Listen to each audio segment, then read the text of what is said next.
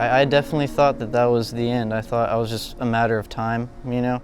At that point, we did believe he was gone. He was out on his 8-foot John boat with a 4-horsepower motor in an area called Salt Run. This was an area that he was known to operate in very regularly and had probably hundreds of times. The tides were changing while I was out there fishing, and the tide comes up, pops my anchor out, and out the inlet I go. Immediately the boat wants to flip, so it does. I lose all my equipment, my life jacket, my radio, my flares, my cell phone, my shirt. I just had balled up. Everything that I would have needed and could have saved me, I lost immediately. Raymond calls me, Deb, Charlie's not home yet. He's like, he's not come back in from fishing. I immediately called the United States Coast Guard, and it was Commander Nick Barrow.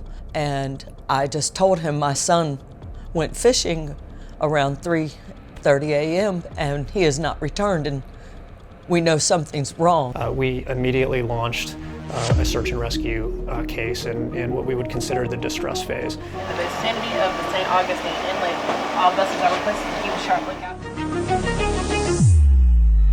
During the morning search on August 5th, we had the 87-foot patrol boat, the Coho, a 45-foot boat from Mayport, both operating offshore. We also had a 29-foot response boat from Station Mayport, along with our interagency local partners. We went the local areas where we believed that he would have been fishing or could have been on the island, and then we took a search from that point out to the inlet. As that day went on, I really realized, wow, this is probably not looking good.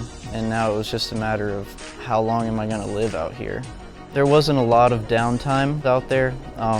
It's kind of a, you're always doing something. The boat's always trying to flip, so I'm holding the sides while it's submerged, trying to keep it somewhat balanced, and I'm having the waves go over my head and rolling me. And Commander Nick Barrow contacted us every hour, and the hours went by. And then they had to call it off. It was dark and, you know. It was incredibly cold. It was windy, and being splashed with the waves and having no I was shivering harder than I ever have in my life. You know, so they had to start again the next morning. And so that's when they brought the C-130 in to start looking in the ocean. We began our patterns, and we did 2 of them, and we didn't come up with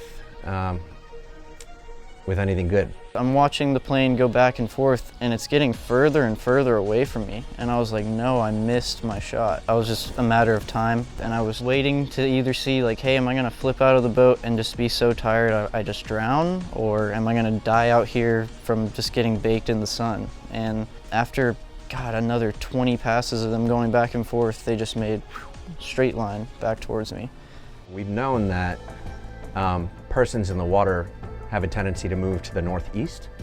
So we made some small modifications to the patterns that we had, and somehow on the first leg of that search, we got a contact on the radar. There was Charles Gregory in the water. The next communication about 9:30, 10 o'clock with Nick was, they have found Charlie, they've got him. And I said, what? And Raymond was like, Charlie's alive. It was Best 10 seconds of my life. It really was. When we were about maybe 1 mile out, and I thought it was best to launch our small boat just because it's faster than the cutter. He was recovered, transferred to another Coast Guard small boat. Definitely was sunburned. He was in good spirits, surprisingly, so, you know, for the amount of time that he'd been out there. We saw the footage of Charlie being rescued like the rest of the world did. I'm like, how in the heck could they spot Charlie? And Evan told me, he said he was like a little pineapple in the water. The smartest decision he ever made was staying with that John boat, because the reflectivity of that John boat allowed the radar to push through and give us the return that made it a contact that was worth interrogating, worth figuring out. I'm never gonna play the lottery. I already hit the lottery. I mean, I don't need no more luck. I'm good. We have everything we need. We are the most blessed family, and it's all due to the Coast Guard.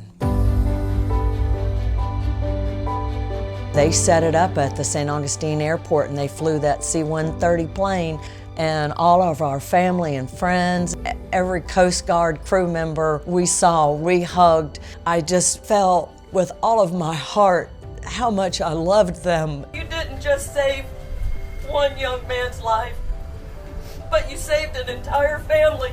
You know, it's not so often that Coast Guard members who are involved get to reunite with the person they find. In 17 years of doing search and rescue with rescues where we've found people in the water and we've had successful days, I've never been able to meet the family. It was definitely the proudest moment of my career so far.